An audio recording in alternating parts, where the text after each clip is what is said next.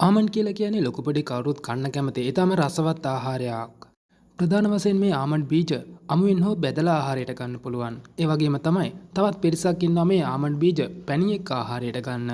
ඒ විතරක් නෙවෙයි මේ ආමන්ඩ් බීජ ආමන්ඩ් කිරි, ආමන්ඩ් තෙල් සහ ආමන්ඩ් පිටි වැනි විවිධ නිෂ්පාදන සඳහා ප්‍රධාන අමුද්‍රව්‍යයක් විදිහට භාවිතා කරනවා. කොහොම නමුත් මේ ආමන්ඩ් අපේ රටේ නම් හැදෙන්නේ නැහැ.